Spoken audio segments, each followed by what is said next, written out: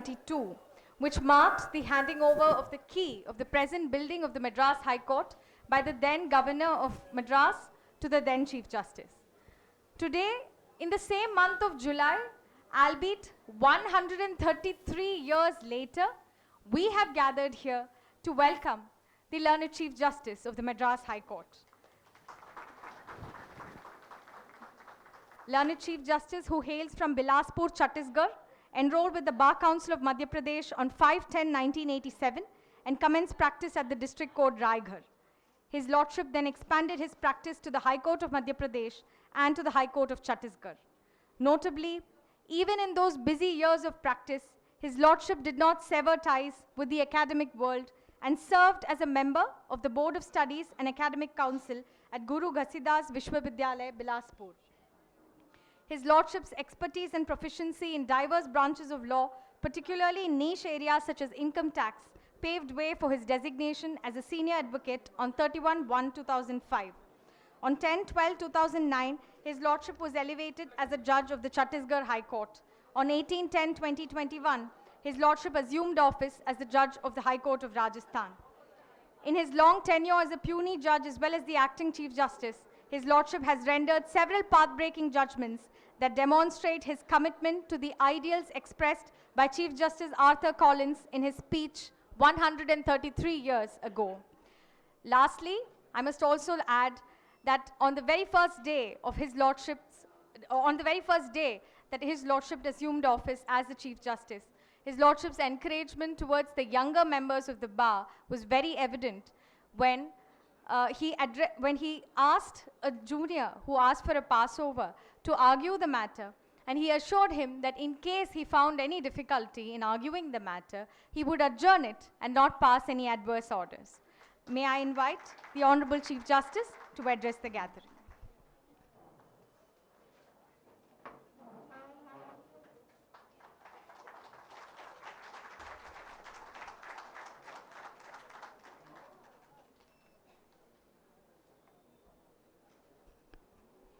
I've learned Tamil a bit. Vanakkam Vandanam.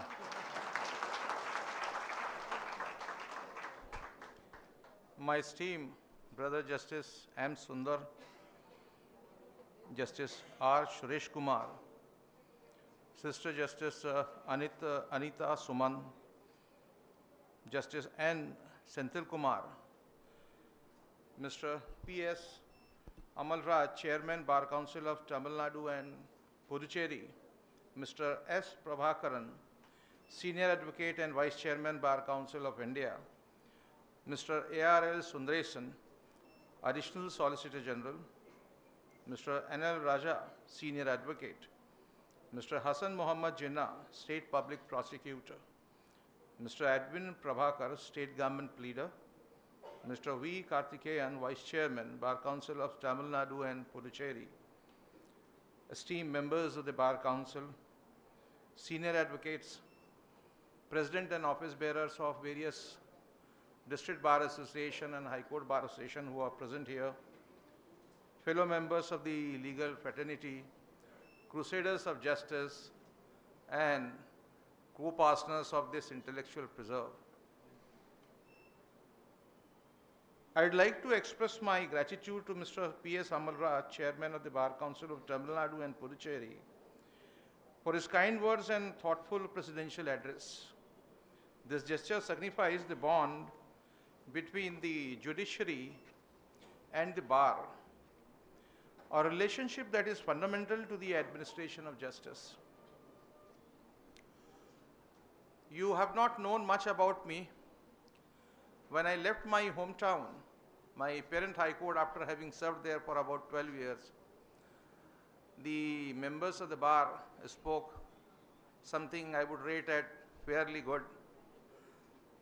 When I served in Rajasthan for about 4 years, so at the time of farewell address, my senior most judge, the Advocate General and the presidents and other office bearers of various bar associations also cheered me, greeted me, and I had to say gratitude, gratitude, and gratitude. When I came here, it's only 2 days But then the Learned Advocate General, the Bar Association, and now the Bar Council, everyone has very magnanimously and generously spoken very good and greeted me with all reverence and warmth. Thank you all very much for giving me this warm welcome. Without having known a person from his deeds, but only on the basis of what you all must have read about me and known me through my judgments, I take it as great hope and aspirations which each one here in the state judiciary has in me, and has reposed confidence that I will serve the judiciary, the High Court of this state. I assure you, and I have pledged in my acceptance speech after my arrival at this institution, that I am here to serve the cause of justice. The Almighty waited me and made me to wait until I acquired long-standing experience as a judge, as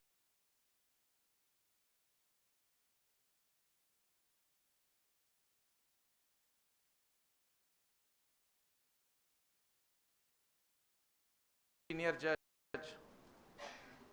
and then as Chief Justice in my parent High Court and Rajasthan High Court. And then only it thought that's right time that I should be taken to serve the people of this state of Tamil Nadu. I have taken it in that spirit that a great opportunity has been given to me to serve the people of this state as the Chief Justice and head of the state judiciary. When I was a young lawyer and I had attended a national conference at Jabalpur, I was budding lawyer. One of the senior advocates, who also happened to be the chairman of the Bar Council at that point of time, expressed openly in anguish in the presence of the then Chief Justice of India. And he said that, sir, every time from these public platforms, you all say that the bar and bench are the two wheels of the chariots of justice. But many times we feel that you don't treat as equal in strength and size. And according to you, our role in the administration of justice is not as significant and important as that by the judges. Now then, that is something which always resonated in my mind. When I became judge and then served in my parent High Court and then in the state of Rajasthan as a senior judge, I have always believed that if the members of the bar carry this impression that they do not constitute wheel equal in size and strength, perhaps the balance is not being maintained. Even though I became judge in 2009, but then speaking from my mind, I'm a judge, but what always rests in my heart is a lawyer.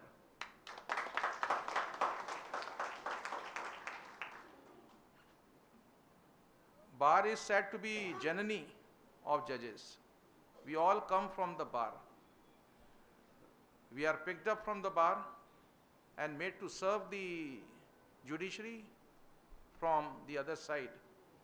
But then we should not be forgetting that we as judges are only one side of the coin. Justice delivery system cannot run smoothly without cooperation of the bar. As a matter of fact, we decide those matters which are brought before us. We decide cases based on the assistance which is provided to us by the bar. And most of the times, when during the course of argument, we do not feel that present is a case for grant of any relief, then member of the bar do not leave any stone unturned. With all the vehemence at their command, they keep on arguing the matters and make their efforts to see that their litigant for whom they are appearing in the court gets justice. No, that is something which the system needs. In the course of deciding a matter, while hearing a matter, we keep on changing our views based on what is being argued before us. And it has happened with me n number of times, when either in the beginning or in the midst of the argument, I found that present is not a case granting any relief. But at the end of the argument, I was fully convinced that yes, this petition has to be allowed. So that is the role which the lawyer, the advocates play in the court, in the justice delivery system. In the entire system of administration of justice, when an occasion comes, the new young members of the bar who step into the court, they need not only encouragement, but also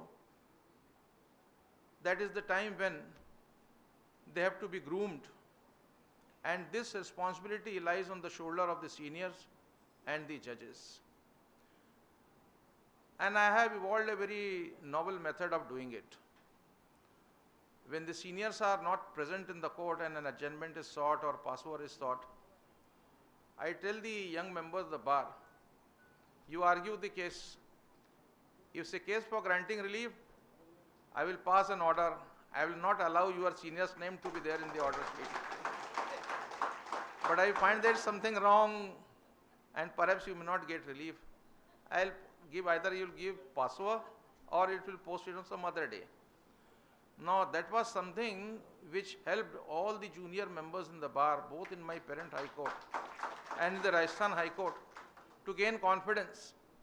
Once they found that the worst which is going to happen in this case is that either it will be adjourned or passed over, not dismissed. So they started arguing the matter to the best of their, in fact they knew everything in the case. The only thing was they lacked confidence. They thought that if an adverse order is passed, my senior will scold me. Why did you argue the matter? You should have sought adjournment or pass over. So that is my way of grooming the young members of the bar. In present day situation, we find that the biggest challenge which the judiciary is facing is delay in decision. Large number of cases I found that, especially in the state of Tamil Nadu, as far as the judicial work is concerned, that is far more satisfactory as compared to what prevails in those states where I have come from. The disposal of cases is comparatively faster, and the old cases are also being taken up. We may have certain difficulties, like we do not have sufficient number of judges, should be more than what we are right now having at all levels, whether district judiciary or in the High Court. Infrastructure constraints are also there. But then with whatever infrastructure and human resource we have at our command, we need to strategize, draw an action plan, and then execute it. That is the only way of getting it done. That is what I have been doing in other places also.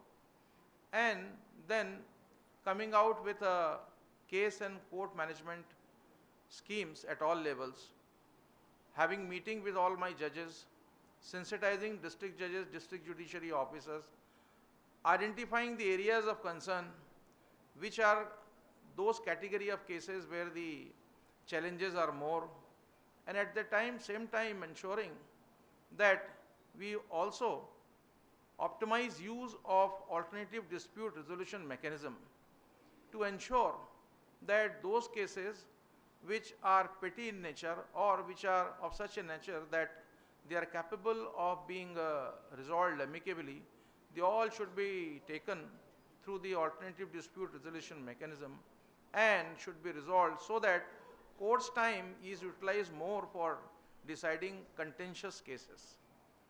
So for that purpose, I had urged the members of the bar in other places also, and since I am here on the platform of the State Bar Council, I fervently urge the chairman or all the members of the Bar Association, President District Bar Association, High Court Bar Association, and the members of the bar to closely associate themselves with the legal aid programs.